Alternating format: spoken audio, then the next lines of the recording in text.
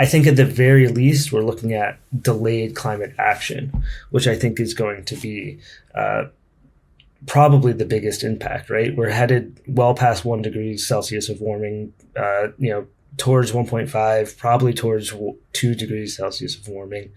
We don't have the time really to waste another 4 years of delays.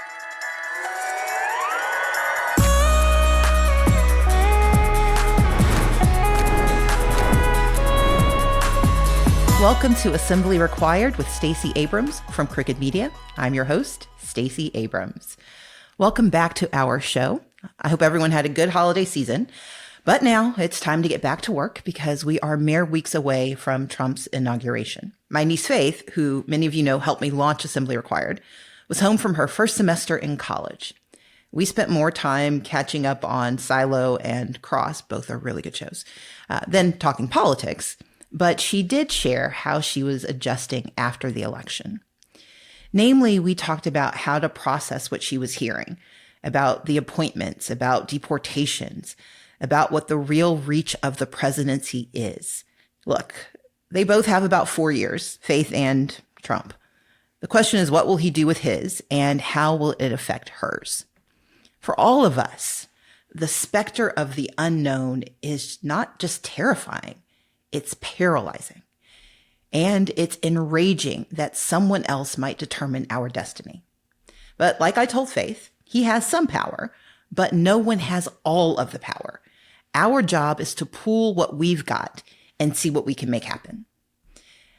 One of the places where the unknown meets shared power is how we can prepare for what will happen on the environment.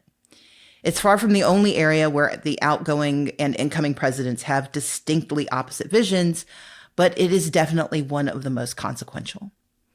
Just as a quick reminder, in his first term, Trump pulled us out of the Paris Climate Accords. He rolled back over 100 environmental regulations domestically.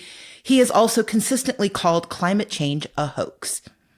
President Biden passed the largest piece of climate legislation in history through the Inflation Reduction Act, or IRA, which invested nearly $400 billion into reducing emissions, shoring up clean energy, and creating jobs. Just this week, President Biden took further action to protect both the East and the West Coast from offshore drilling. With this announcement, President Biden has now conserved over 670 million acres of America's lands and waters. Basically, every Biden climate policy is already a target for Trump's second term. Like that offshore drilling ban Biden just announced this Monday, Trump has already told Hugh Hewitt on his radio show that he'll change it on day one. I see it just came over that Biden has banned all oil and gas drilling across 625 million acres of U.S. coastal territory. It's ridiculous. I'll unban it immediately. I will unban it. I have the right to unban it immediately. What's he doing? To clarify, President Biden did issue 2 presidential memoranda to protect vast areas from offshore oil leasing and drilling. But for those wondering, a presidential memorandum is a lot harder to rescind than an executive order, and undoing these on day one is not exactly realistic. It will take an act of Congress. I point this out because progress is in the details. As our regular listeners know, the thing we've been doing in preparation for Trump's second term is looking at Project 2025 and its policy suggestions as both chilling and glaring insight into what's coming and how we can fight back.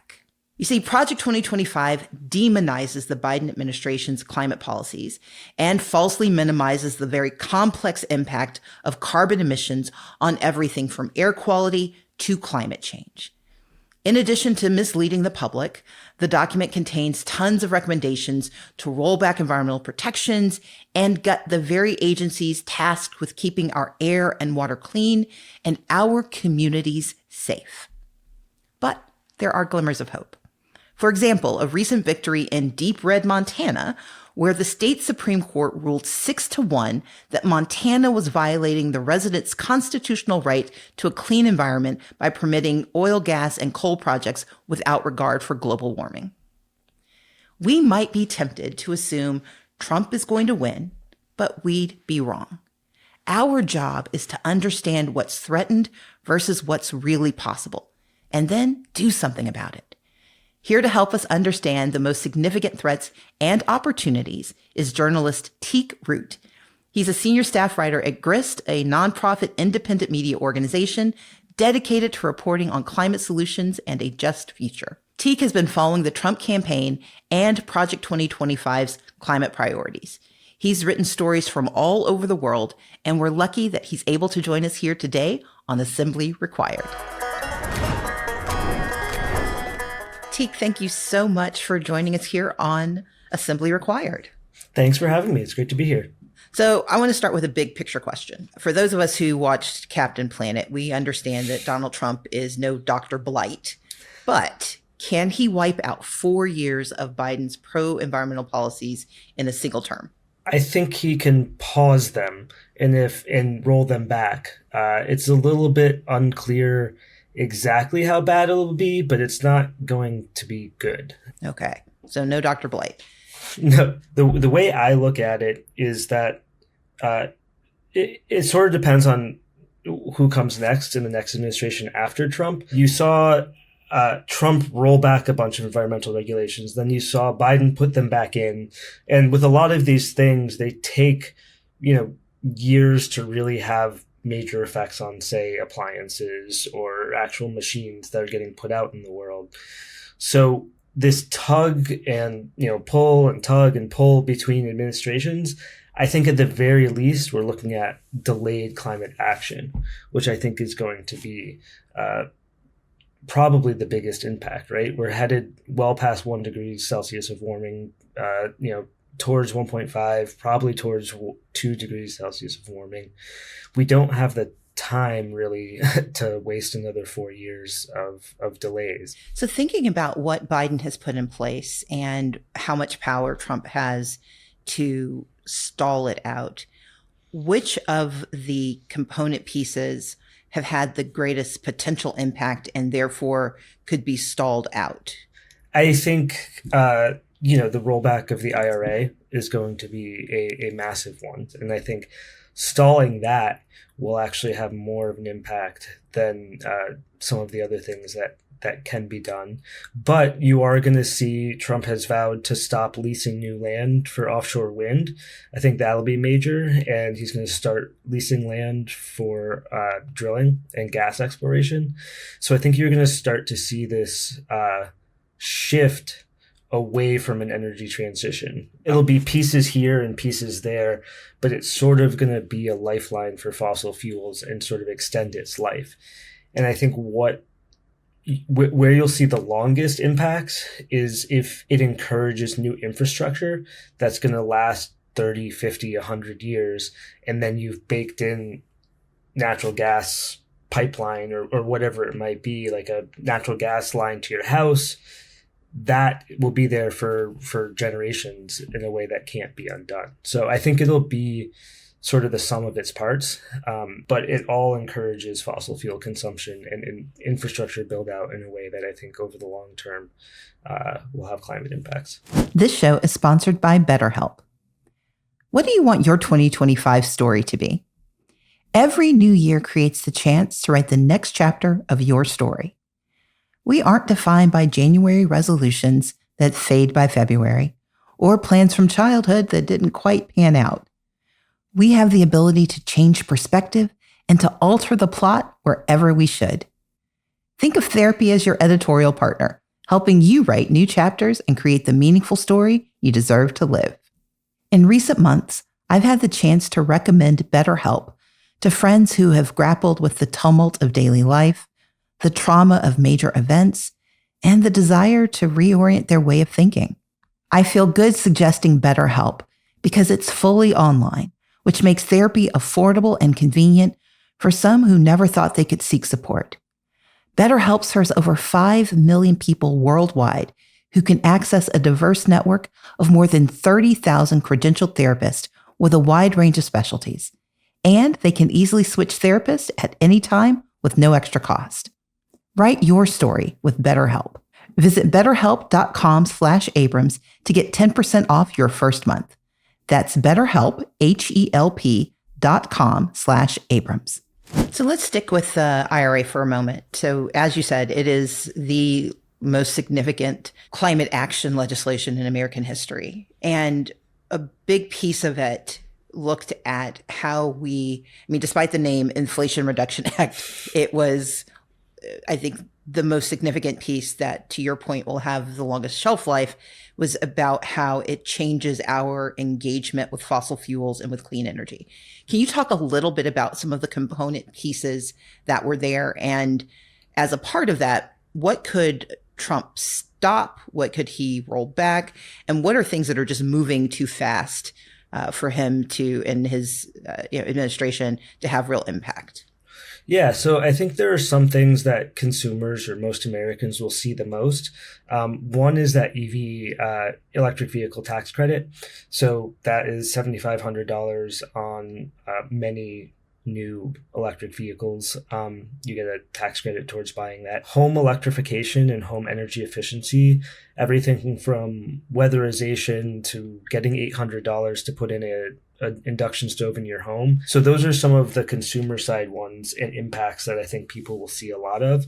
But then there are larger ones, like encouraging utility scale solar and wind, and training workforces of contractors to be sort of literate in this world. So the range is huge, and of course there are some controversial things like the support of hydrogen, which is often fossil fuel based. So we'll see exactly what Trump is able to roll back on his own, and it's mostly going to require congressional action or support. And he has such narrow majority in the House. We'll see what's possible. But tax credits, for example, all tax credits will have to be either repealed or changed by Congress. Trump cannot do that on his own. But what he can do is slow a lot of the spigot of money that's coming out.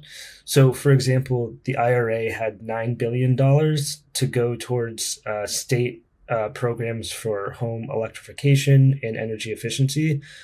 Only about $3 billion of that has actually been awarded. And so it's an open question how, I think it's through the DOE. So how the next DOE administration handles that $6 billion of remaining money.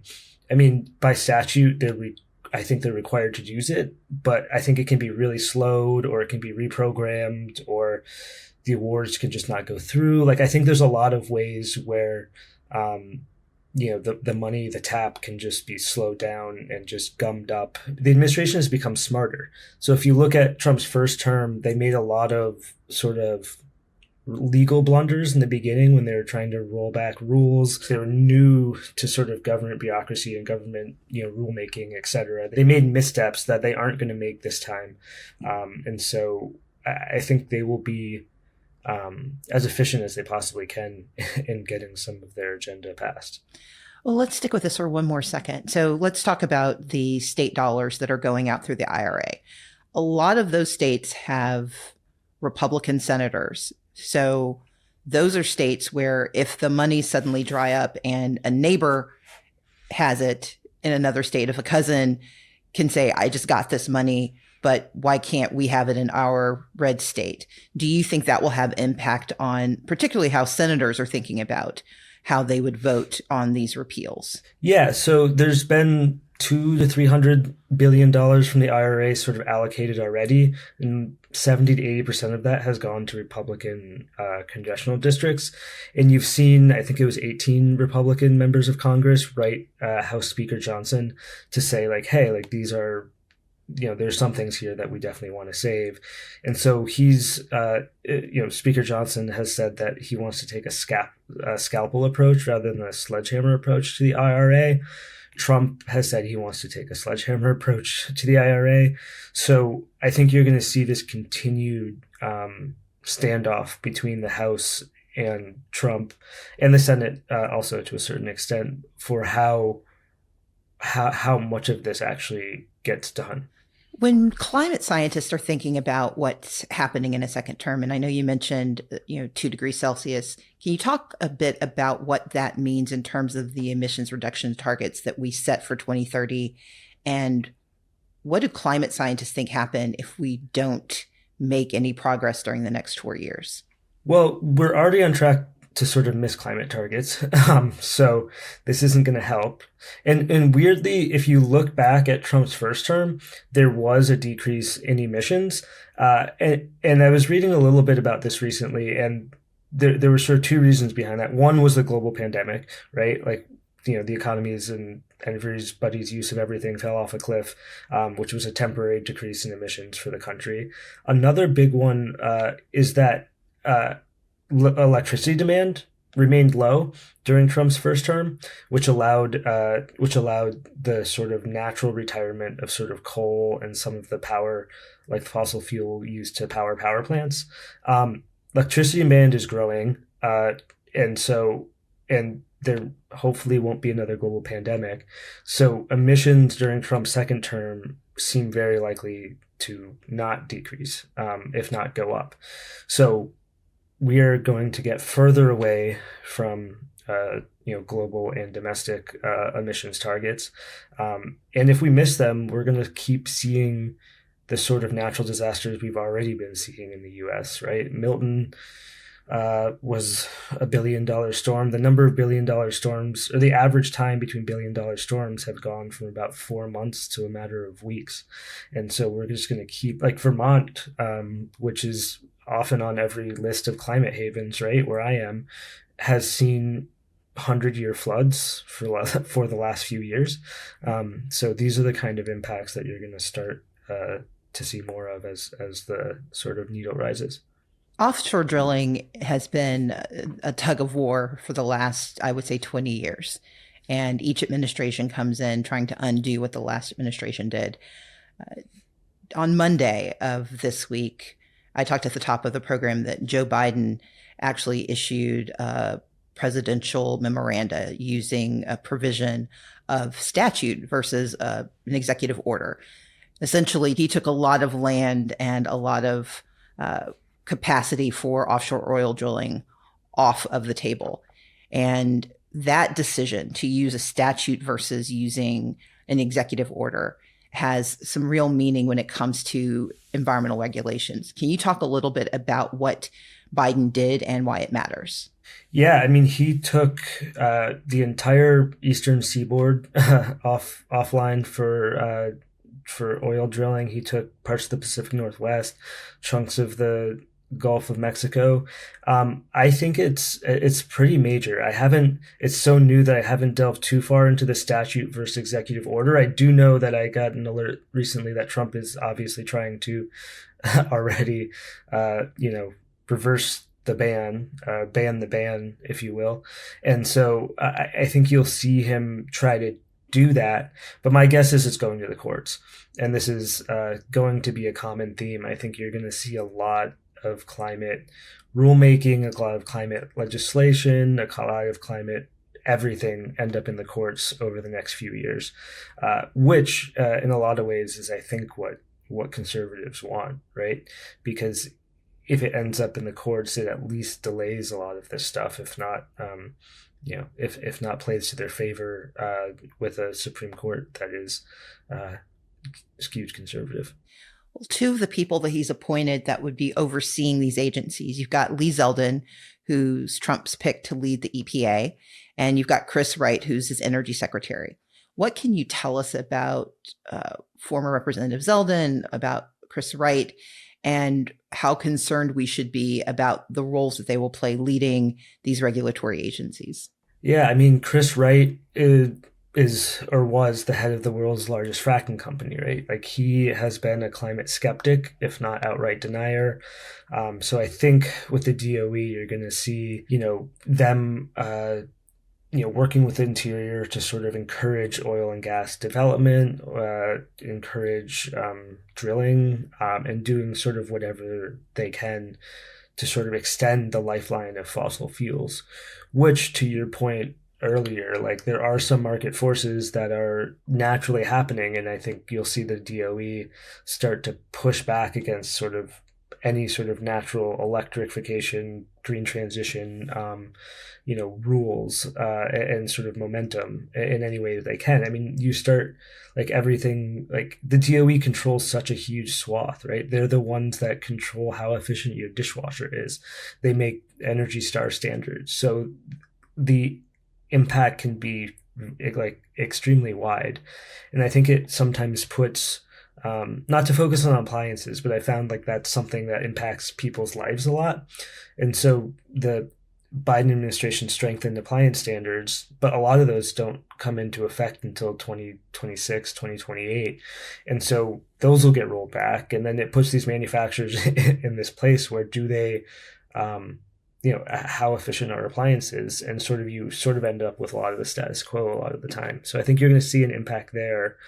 And then, Lee Zeldin as the head of the APA, he said the IRA sucks, right? And he's, anti-regulation, America first, policymaker. I think a lot of the Justice 40 initiatives, the environmental justice initiatives that the EPA was part of, I think you're probably going to see a lot of that dry up. And Project 2025 has called for an EPA, like slashing its budget and slashing its authority. So I think he's going to be one of those rare federal agency heads that actually allows the curtailing of his own agency. And I think you saw this a bit during the first administration, where the EPA shifted from enforcement to sort of letting companies self-police. And I think you'll see a good chunk of that under other Zeldin as well. And then, some of my colleagues have written about this, but there's like sort of smaller, sneakier stuff that'll probably get undone too. For example, the EPA has looked into or called for is in the midst of implementing air monitoring around sort of oil refineries and oil infrastructure. And you'll probably see efforts like that, paused or rolled back. And so I think you're going to see a lot of these little sort of impacts on regulation that'll just creep up everywhere. And I know that during the first term, Trump had issued, I think it was an executive order that called for 2 regulatory rollbacks for every new regulation put in place. And I think he's vowed to up that to a 10-to-1 ratio. Given that Lee Zeldin has this animus towards clean air, clean water, keeping communities free of chemicals and pesticides, and that this is Project 2025's one of their main core imperatives, how would you tell the average person, especially someone living in a red state, to think about what role and response they could have if they are watching their leaders side with those who are trying to make their lives harder? What would you say they should be thinking about? Well, so that's the interesting thing, right? So Lee Zeldin or Trump won't say they're against clean water or clean air, right? Trump has called himself the most have the cleanest water and the cleanest air under his presidency. And so I think what they are is they're anti-regulation. They're anti things that make it harder for companies to make money, such as scrubbers on power plants, right? That reduce emissions and pollutions in areas. So I think it's going to be sold as sort of pro-business, anti-regulatory, this will help your economy, but it's been proven over and over again that when those roadblocks and those watchdogs are taken away, you end up with cleaner or less clean air and less clean water. And so I think it's going to be I think there's been movements in the first Trump administration towards sort of like citizen science and like monitoring air quality in the private sector or nonprofit sector, monitoring water quality in the nonprofit sector. So I think those sort of efforts are going to become more and more important. I would just urge people to not to realize that the impacts are almost certainly going to be less clean water and less clean air, and just sort of look at ways that they can, monitor that in their own house. And it sort of happened to me accidentally. Over the last year or two, we've been trying to decarbonize our home. We had a gas stove, and last year my wife was was pregnant, and we were about to have our first kid. And the summer before that, Vermont got a bunch of wildfire smoke from, I think it was Canada at the time, and it blew west. And so it was one of these first times, talk about climate impacts, is the first time Vermont had really bad wildfire smoke. So we bought an indoor air purifier the light would go from green to red when there was some sort of disturbance or pollutant in the atmosphere. So in the fall, after the wildfire smoke passed and we were back to sort of normal, we kept using this, and we noticed that every time we turned on our gas stove, the air purifier would kick up and turn sort of orange or red. And that to us was the impetus for going to an induction stove.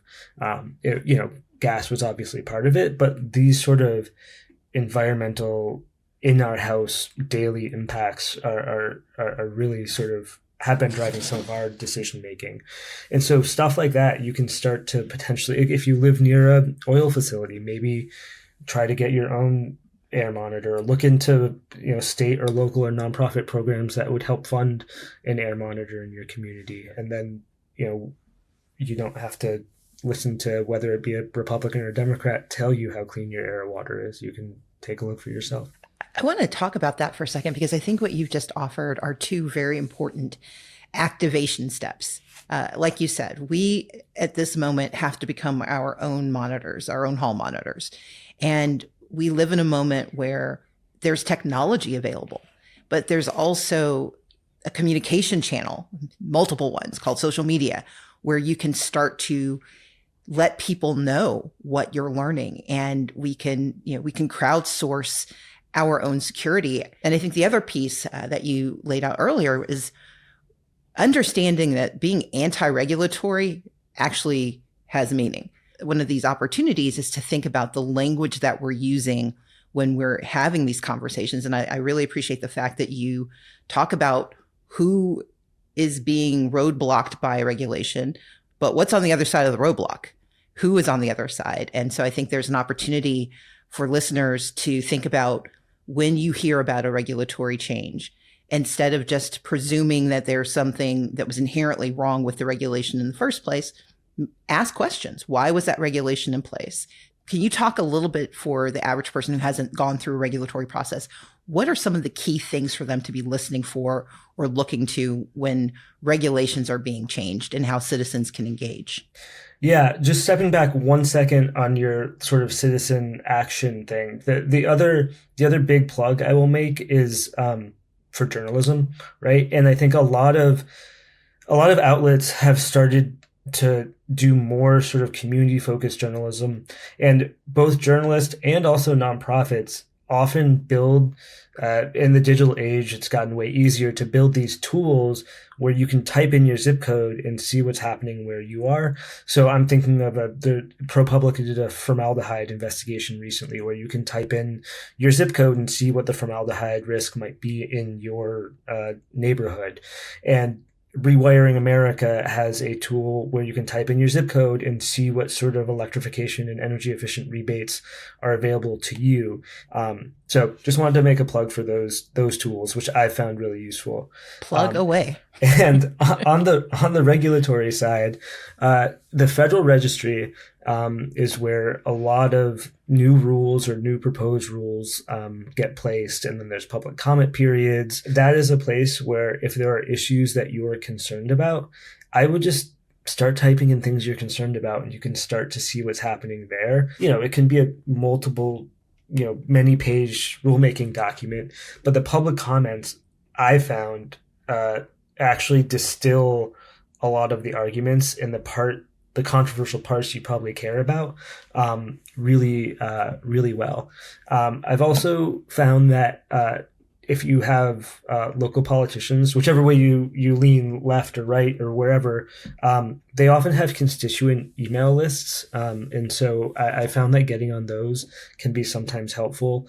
to sort of figuring out, what may be coming down the pipeline, or if there's a local nonprofit you like that follows housing, right? They might send out something to their email list about, hey, here's a new state or federal rule that you need to care about, or should look at least. And they usually do a pretty good job at flagging some of those things. I want to switch gears for 1 second and talk about someone who's made getting good information harder in recent years, and that's Elon Musk.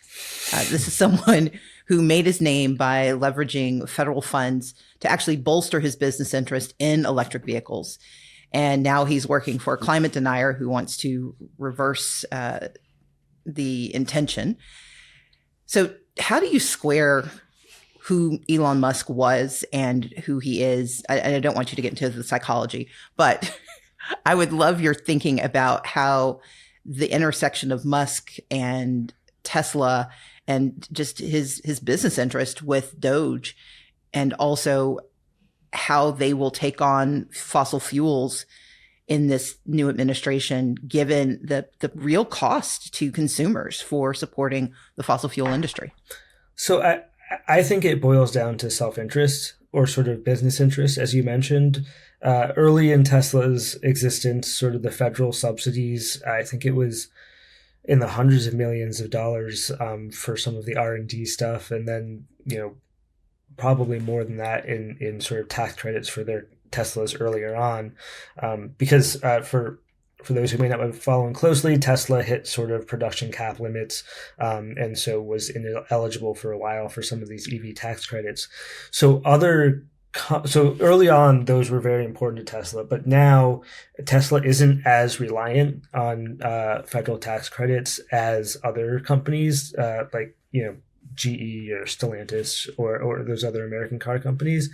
So now, and he's even said this, the EV tax credits will hurt those companies way more than they'll hurt Tesla. So I think that sort of squares that circle for me, at least, is he doesn't stand to lose nearly as much from getting rid of the EV tax credits as other companies do. As for whether they'll take on fossil fuels, I actually wrote about this the other day on a suggestion from my editor, because this idea that they want to cut $2 trillion or roughly a third out of the federal budget, you're going to need a pretty big axe to do that. And there are a lot of subsidies for fossil fuels, and in the range of billions, and then even more for stuff like ethanol based fuels, corn-based ethanol. So I think it'll be a real one person I talked to called it a truth test, or like a litmus test for how committed they are to this idea of just slashing government subsidies and support writ large. But almost no one I talked to expected them to actually go after fossil fuels, right? In theory, it's possible. But we don't know anything really about Doge yet, right? We don't know whether it's going to operate inside or outside the government, or where it's going to sit, or how are Elon and Ramaswamy going to go toe to toe with cabinet secretaries? Like, are they going to get more access to Trump? I think there's so many questions, but in theory, if they're slashing sort of subsidies, there's a lot that could be slashed that also apply to fossil fuels. But by and large, the expectation is that it's going to hurt climate policy and sort of the green transition as they start to cut government supports.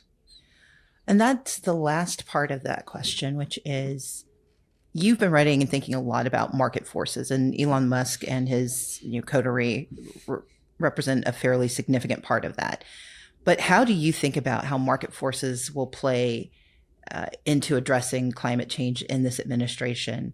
And can you explain your thinking and why you think this is an angle that we need to focus on? The first two words that come to my mind are heat pumps, or maybe it's one word, but I think it's two. Heat pumps are, I think, a perfect example of how market forces are really playing out here. The industry is now selling more electric heat pumps than they are gas boilers. And this was even before, this trend started before the IRA. People are realizing that they can heat and cool their homes at the same time, often, especially if you don't live in extreme climates, for less money, with less breakdown, and you can maybe even get rid of the natural gas bill, which comes with like a fixed fee every month that has nothing to do with usage. So I think that is a prime example of product and market that has just gone somewhat independently of government regulation and started to take over. I think you've seen the costs of renewable energy, so solar and wind, just especially at utility scale, but also somewhat at the household scale, just plummet. And that has had nothing to do, or not nothing, but large. That's also been happening independent of U.S. domestic climate policy. I think the one wrench that Trump has threatened and almost certainly will throw into market forces is tariffs. This is just a big lever that he has at his disposal that he said he will already use. And I think there was news the other day that he's now considering more universal tariffs rather than targeted tariffs, which makes it harder to circumvent by going and importing through a different country. So I think that is the biggest way in which Trump can probably disrupt the market forces behind a green transition. And also, I think there's some of this rebate money could change people's calculus on whether a heat pump or something makes sense. But often, from people I've talked to and even myself, like they're on par regardless of subsidies, and subsidies just help. And I think you're going to see both tariffs and a change in rebates. Who that's really going to impact is lower income consumers. And last year the IRS released data that there were $8 billion or so of tax credits claimed by people, like energy efficiency tax credits claimed by people, and the majority of those fell, or the bulk of those fell in the $100,000 to $200,000 income range. So already you're seeing that the green transition is something that upper middle class is gravitating towards. And I think tariffs and rolling back rebates will only accelerate that and make it less accessible for lower income individuals. But I do think a lot of this is headed down a path anyway, right? Like the federal government has very little say over whether a business or your home decides to install electric vehicle charger. And like that sort of stuff will continue to happen as people need them and businesses decide that they're worth the investment. Assembly Required is brought to you by OneSkin. As we kick off the new year, I wanted to share a little secret. I don't do big resolutions. Instead, I review my past year and think about what I want to know or have accomplished 365 days later. Some of my ambitions are about feeling better in my body, and that includes using OneSkin. Only OneSkin has the OS1 peptide, the first ingredient to target cellular senescence, a root cause of aging responsible for lines, wrinkles, and crepey skin. With OneSkin's groundbreaking approach, you're not just helping your skin look and feel younger and healthier on the surface, you're helping it behave better at the cellular level, so you'll see improvements now and in the future. Remember, it's the small habits that add up to big changes. So whether you're looking for a scientifically proven cleanser, moisturizer, sunscreen, or a whole new routine, we love the complete skin longevity regimen here. OneSkin can seriously transform your skin. Give it 12 weeks and see for yourself. Make 2025 the year you invest in habits that keep your skin healthy and help you look your best.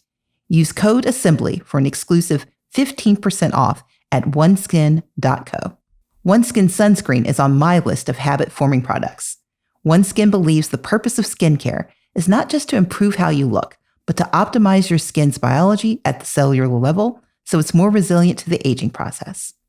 Founded and led by an all-woman team of skin longevity scientists, OneSkin is redefining the aging process with their proprietary OS1 peptide, the first ingredient proven to help skin look, feel, and behave like its younger self. Get 15% off with code ASSEMBLY at oneskin.co. That's 15% off oneskin.co with code ASSEMBLY. After you purchase, they'll ask you where you heard about them. Please support our show and tell them we sent you. Invest in the health and longevity of your skin with OneSkin. Your future self will thank you. So I'm going to give you a really simple, easy, low stakes question to take us out of here. One of the side effects we know of the climate change conversation is what's described as climate despair. When it all just feels too overwhelming and too hopeless, we give in and potentially give up.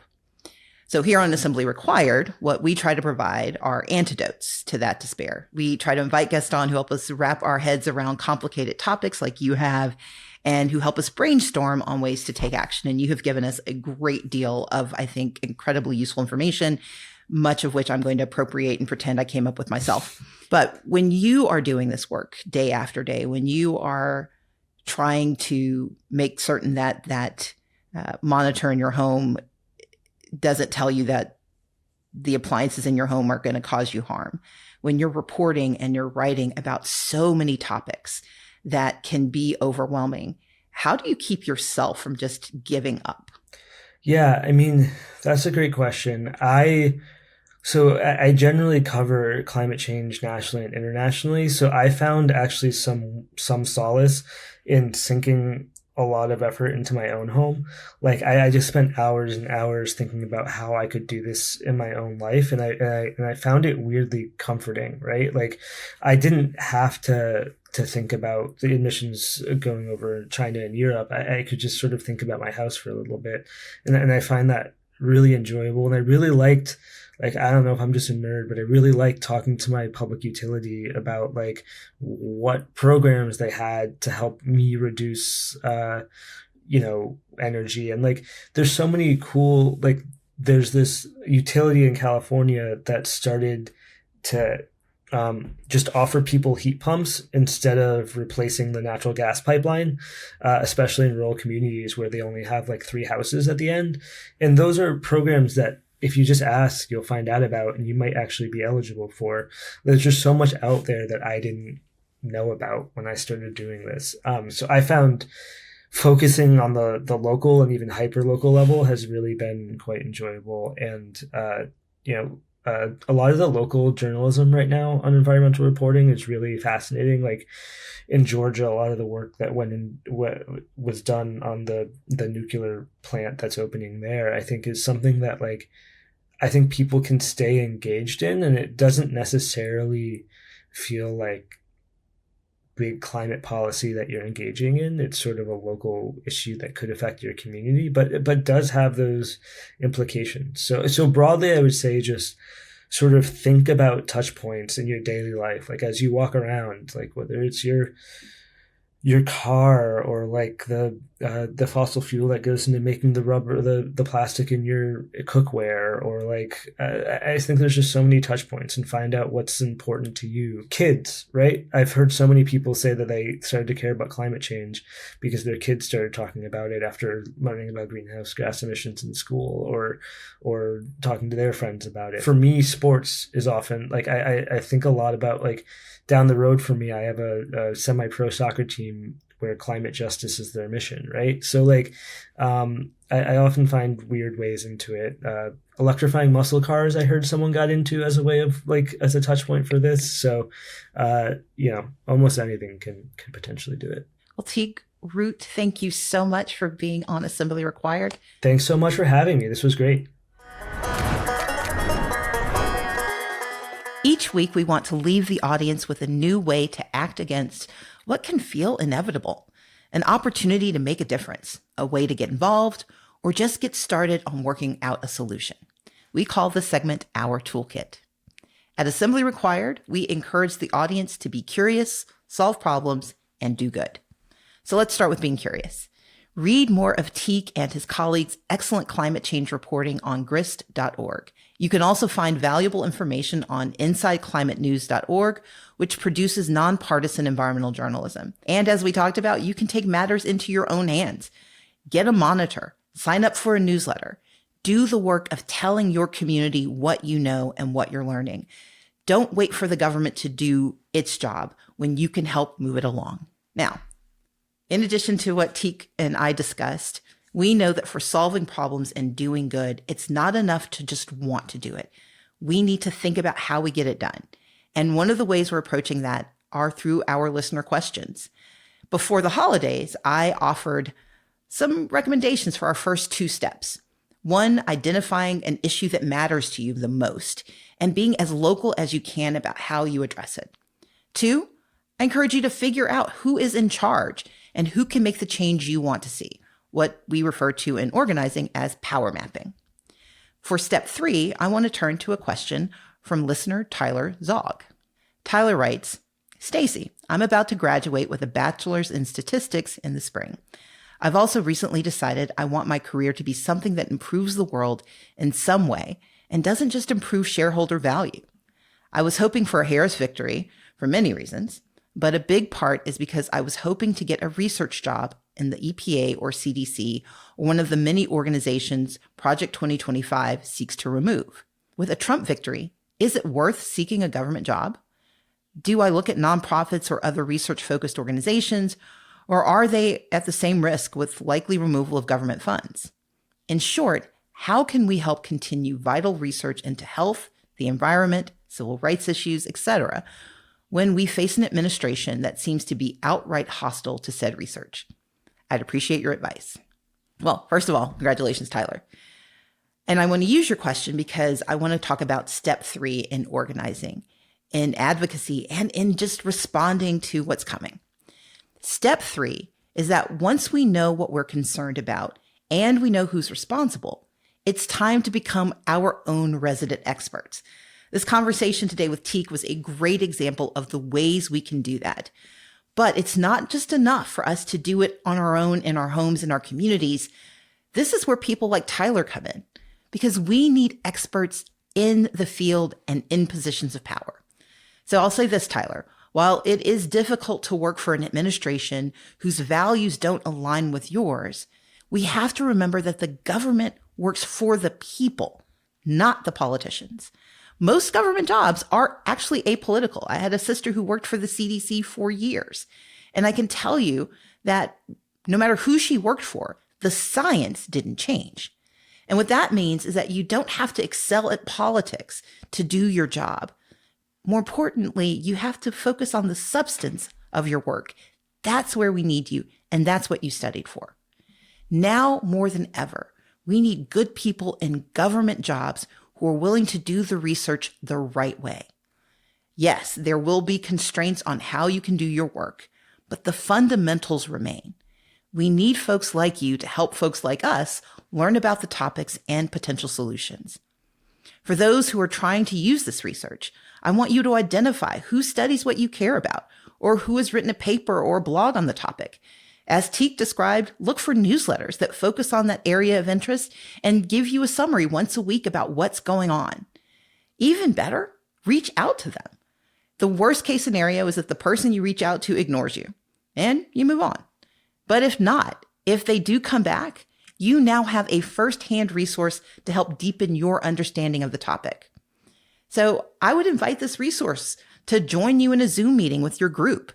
This can be a very effective way for an introvert, for example, to convene people without having to actually talk. So you do the work of setting up the learning opportunity and you let someone else do the talking. We know that when we learn more, we are better equipped to do more. And folks like Tyler can help us make that happen. But everyone listening to the show has the ability to become a resident expert on something that matters to you. So to recap, step 1, know your target. Step 2, know who's in charge. And step 3, know who knows more than you and learn from them. No matter what our target is, we need to be prepared. So again, over the next few episodes, we'll continue our organizing and insistence training. Because once we get started, we're going to get a lot of good done. If you want to tell us what you've learned and solved, send us an email at assemblyrequired@crooked.com or leave us a voicemail. Your questions and comments might be featured on the pod. Our number is 213-293-9509. Well, that wraps up this episode of Assembly Required with Stacey Abrams. I'll meet you here next week.